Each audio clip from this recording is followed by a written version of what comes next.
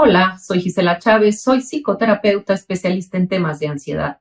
Hoy les quiero hablar sobre cómo el coronavirus ha disparado en todos los niveles de ansiedad. ¿Qué le pasa al cerebro cuando lo ponemos no en modo avión, sino en modo peligro, alerta máxima? ¿Y qué podemos hacer para controlarlo? Todos padecemos del virus mental de la ansiedad. Como sabemos, la ansiedad es una respuesta del organismo ante una señal de peligro o amenaza y se convierte en una estrategia de supervivencia que nos indica que tenemos que luchar o huir, fight or flight. Pero, ¿qué pasa en el cerebro cuando estamos ansiosos y estresados? Es importante entenderlo, ya que todo tiene una explicación. La comprensión produce alivio y una sensación de control que disminuye la ansiedad. Cuando estamos estresados, se activa en el cerebro el sistema límbico y en especial la amígdala, que es una estructura parecida a un pequeño globo cuya función principal es la de integrar las emociones con los patrones de respuesta más adecuados, liberando grandes cantidades de una hormona llamada cortisol. El cortisol, en situaciones normales, es bueno y necesario, ya que prepara el cerebro para responder mejor. Sin embargo, demasiado cortisol por un tiempo prolongado genera indirectamente que el cerebro quede sobreactivado, interpretando la mayoría de las cosas como peligro o amenaza. Otra consecuencia es que no podemos dormir, pues estamos sobrealertados y si esto dura semanas y hasta meses, el cerebro comienza a cambiar. El cortisol mata neuronas y causa pérdida de concentración y de memoria. Las señales de peligro o amenaza que recibe el cerebro pueden provenir tanto del exterior, por ejemplo, un posible contagio y problemas económicos, o del interior, como un pensamiento o una imagen. Estas señales externas o internas funcionan como links o enlaces que, dependiendo de la gravedad, liberan grandes cantidades de cortisol, poniendo la mente en piloto automático, pero en modo de alerta máxima.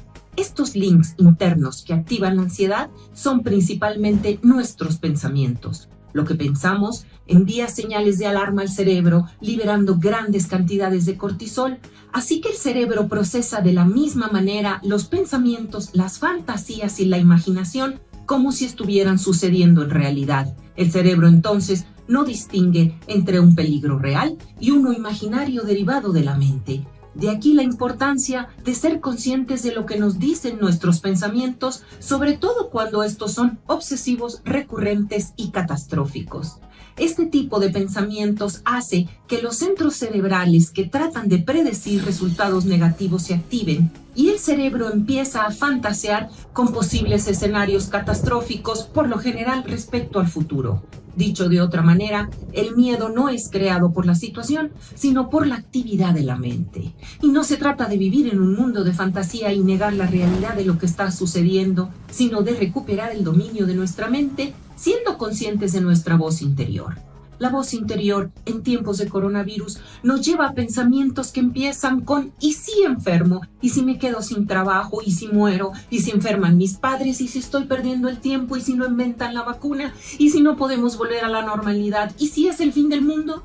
Nuestros pensamientos son como links que envían señales de alarma al cerebro para activar el sistema de lucha o huida, apagando los centros cognitivos del razonamiento lógico localizados en lóbulos frontales. Esto hace que no podamos pensar con claridad.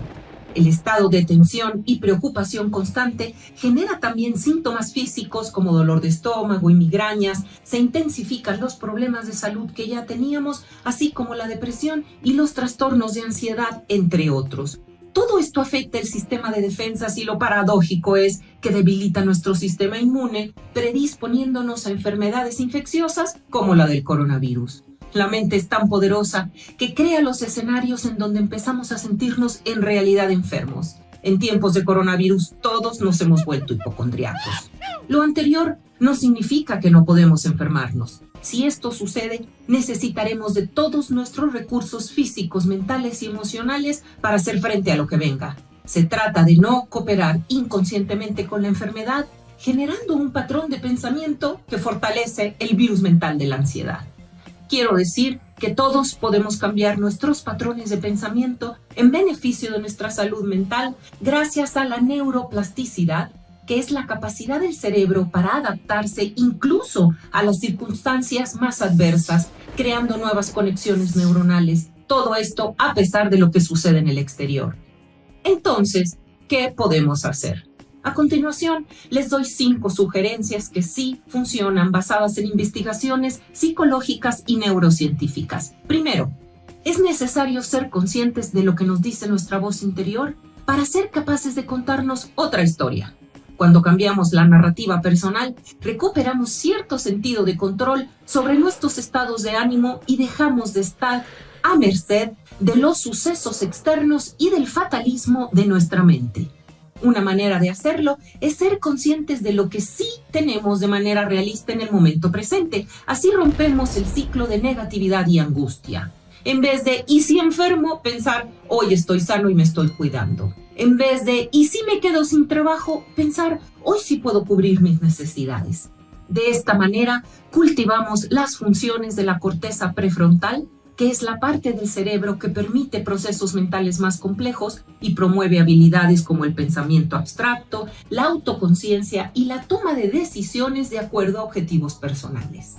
2. Es importante señalar que los pensamientos de seguridad y bienestar hacen que el cerebro libere sustancias como la dopamina y la serotonina, las cuales estimulan los centros cerebrales placenteros y de motivación, reduciendo así la ansiedad. 3. Otra manera de hacerlo es haciendo ejercicio. Está comprobado que el ejercicio es el mejor aliado del cerebro. Ejercitarnos por lo menos 10 minutos al día mejora significativamente los estados de ánimo, aumenta la energía, disminuye la depresión y nos ayuda a dormir mejor. 4. Una práctica que ayuda a reducir la ansiedad y que genera grandes cantidades de dopamina y serotonina es la meditación. Existe la creencia de que meditar es algo que solo hacen las personas espirituales o iluminadas, pero no es así. Todos podemos hacerlo y, como toda habilidad, requiere práctica. Lo primero que vamos a notar es que la mente descansa. Sin duda, uno de los aprendizajes de esta crisis es que todos apreciamos más las relaciones personales y el tipo de actividades que teníamos y que dábamos por hecho antes de la pandemia. Y muchas podremos volver a retomarlas. Mientras tanto, 5. Es necesario ajustar nuestras expectativas al momento presente y preguntarnos ¿qué es lo mejor que puedo hacer en estas circunstancias? ¿Cómo puedo adaptarme a los cambios y aprender nuevas habilidades? Como terapeuta, he sido testigo de la enorme capacidad que tiene el ser humano para enfrentar las situaciones más adversas y salir adelante, aprendiendo a lidiar con la incertidumbre y desarrollando recursos que estaban latentes y que eran desconocidos hasta ese momento. Esta capacidad se llama resiliencia y la tenemos todos. Cultivar la resiliencia nos hace emocionalmente más fuertes, flexibles y capaces de adaptarnos a los cambios. Además de que este será el recurso más importante y necesario para regresar a la nueva normalidad.